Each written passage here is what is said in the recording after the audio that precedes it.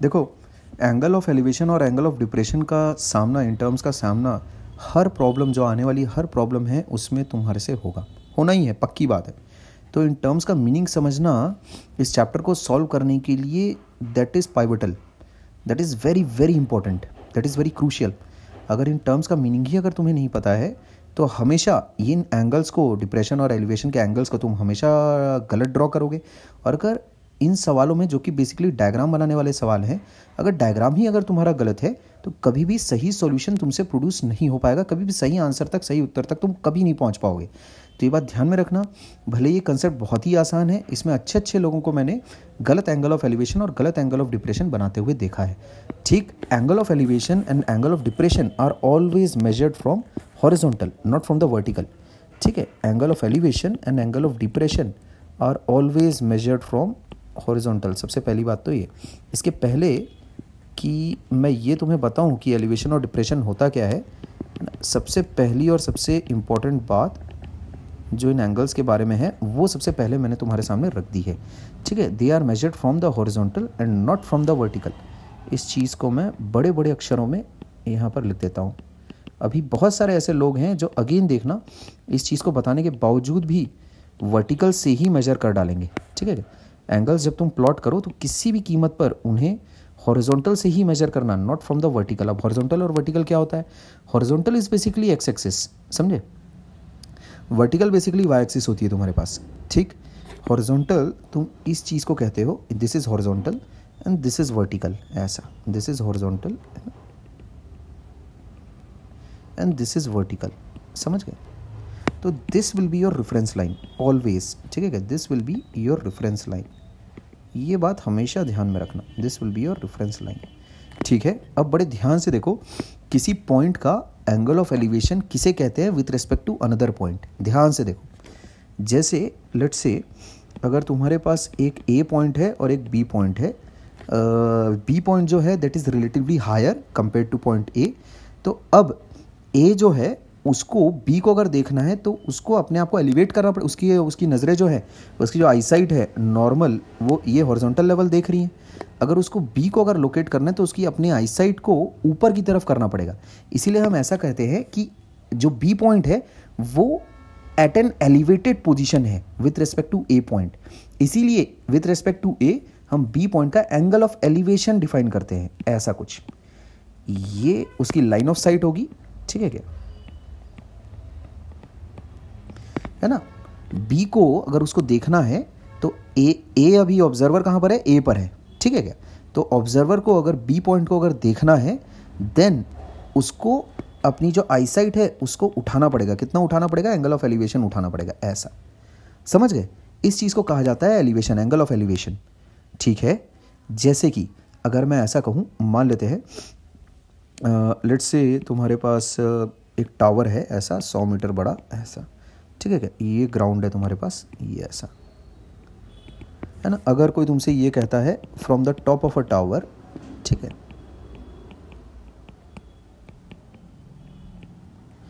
A bird is located eight elevation of 60 degrees, ऐसा। तो bird को तुम कहाँ पर लोकेट करोगे? ध्यान से देखो, from the top of the tower, that is the key word, है ना। डायग्राम अभी से बनाना थोड़ा थोड़ा सीख लो। देखो यहाँ पर क्या बोला जा रहा है, from the top of a tower, है ना। मतलब एक पॉइंट, मेरा जो ऑब्जर्वेशन वाला पॉइंट है वो मुझे मिल गया from the top of the tower. A और बी को मैं मार्क कर देता हूँ ऐसा। तो ए पॉइंट से मेजर किया जा रहा है और वो कहाँ पर, कितने एलिवेशन पर दिखाई दिया तुमको? 60 डिग्री के एलिवेशन पर दिखाई दिया। इसका मतलब कहाँ पर होगा वो? कहीं पर यहाँ पर होगा। ये मेरा हॉरिजॉन्टल हो गया, 60 डिग्री ये वाली लाइन हो गई मेरे पास। तो बर्ड कहीं ना कहीं इस लाइन पर होगी, ये ए बी लाइन पर कहीं ना कहीं बर्ड होगी, समझ गए? तो ये मैं 60 डिग्री ऐसा मार्क कर देता हूँ। ठीक है क्या? तो तुम क्या बोलोगे? The bird is actually located, है ना, the bird is located somewhere on line A B. Exact location में क्यों नहीं बता सकता? एग्जैक्ट लोकेशन इसलिए नहीं बता सकता बिकॉज उसके लिए मुझे कम से कम कुछ और इन्फॉर्मेशन दी जानी चाहिए। जैसे कि अगर मैं एक इन्फॉर्मेशन तुम्हें और दे देता हूँ कि from the base of the building, है ना, the bird is located at a distance of 60 metres, ऐसा अगर मैं एक इन्फॉर्मेशन अगर तुम्हें और दे दूँ, है ना, इस तरह की, from the base the bird is located, ध्यान से देखो डायग्राम्स वगैरह कैसे कंस्ट्रक्ट करने।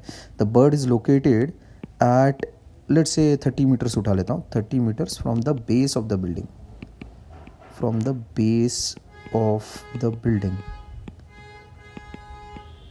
ऐसा कुछ।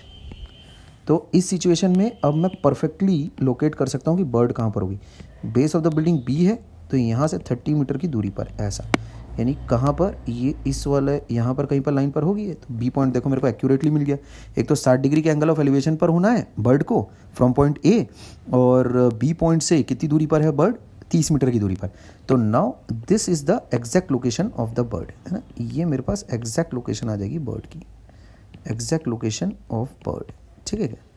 अगर bird base of the building से 30 मीटर की दूरी पर अगर लोकेटेड है तो इसका मतलब वो इस लाइन पर भी है कहीं ना कहीं। The bird is located somewhere on line B C, है ना, the bird is located somewhere on line A B, है ना, as well as the bird is located on line B C as well. तो B C और A B का जहाँ पर जो पॉइंट ऑफ इंटरसेक्शन होगा यानी बी पॉइंट, है ना, that will represent the bird, ऐसा समझ गए।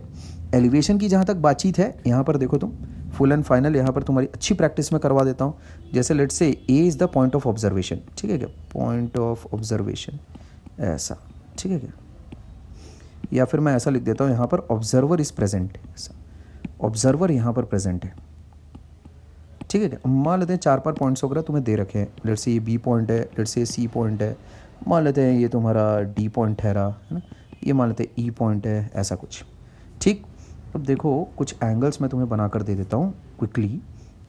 लेट्स से ये एंगल में अपन बना लेते हैं, लेट्स से ये एंगल हो गया 60 डिग्री, ये एंगल हो गया तुम्हारे पास मान लेते हैं 15 डिग्री।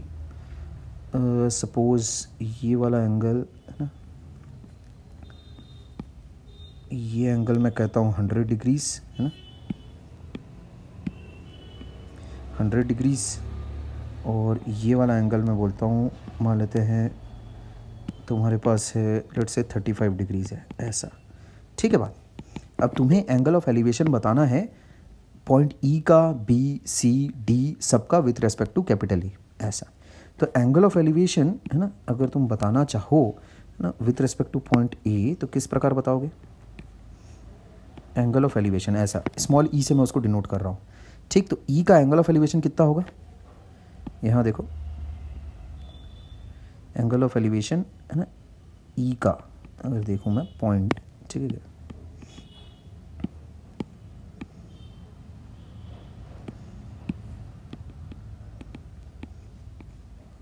पॉइंट लेट से अगर मेरे पास है ई, है ना, तो ई पॉइंट का जो एंगल ऑफ एलिवेशन होगा, देखो हॉरिजॉन्टल वाली लाइन कौन सी है तुम्हारे पास, दिस इज हॉरिजॉन्टल।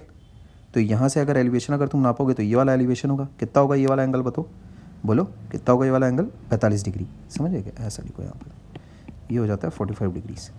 अब अगर कोई तुमसे बी का एंगल ऑफ एलिवेशन पूछता है तो देखो हॉरिजॉन्टल से नापना हमेशा। तो यहाँ देखो ये हॉरिजॉन्टल है तुम्हारा, यहाँ से अगर तुम एंगल ऑफ एलिवेशन नापोगे अगर बी का कितना आ रहा है, देखो 60 डिग्रीज, ठीक है, दिख रहा है कितना आ रहा है ये 60 डिग्रीज। तो बी का एंगल ऑफ एलिवेशन हो जाता है 60 डिग्री। अगर कोई तुमसे सी का एंगल ऑफ एलिवेशन अगर पूछता है तो इस एंगल को अगर मैं लेट से अगर कहता हूँ, यहाँ देखो सी का अगर कोई तुमसे एंगल ऑफ एलिवेशन अगर पूछता है तो देखो ये वाली चीज़ कितनी है, ये 100 डिग्री है, तो इसका मतलब ये वाला एंगल कितना होगा 80 डिग्रीज, समझ गए। हॉरिजॉन्टल से अगर तुम सी का एंगल ऑफ एलिवेशन अगर नापोगे तो कैसे करोगे, ये वाला एंगल नापना है ना तुमको, ये वाला एंगल, ठीक है क्या। तो ये वाला एंगल कितना हो जाएगा बताओ, ये हो जाएगा 80 डिग्री, ठीक है। तो सी का एंगल ऑफ एलिवेशन हो जाता है 80 डिग्रीज। अगर कोई तुमसे अगर डी का एंगल ऑफ एलिवेशन अगर मांगता है तो क्या करोगे, यह देखो यहाँ से यहाँ तक एक्चुअल में तुमको एंगल ऑफ एलिवेशन नापना पड़ेगा। ये यहाँ से ये हॉरिजॉन्टल है, ठीक है, तो यहाँ से अगर तुम नापोगे ये वाला एंगल ऐसा, तो डी का एंगल ऑफ एलिवेशन कितना होगा वो देखो, ये तुमको मेजर करना पड़ेगा, ये यहाँ से ऐसा, ये जो ऑरेंज वाली लाइन है this you need to measure, समझे क्या, ये वाला एंगल तुमको एक्चुअल मेजर करना पड़ेगा। कितना हो जाएगा बोलो वो, अगर ये वाला एंगल तुम देखो, है ना, तो this is what, this is 65 degrees, है ना। ये तुम्हारे पास आता है, एक सेकंड, अरे यार, हाँ, ये तुम्हारे पास आएगा 65 डिग्रीज।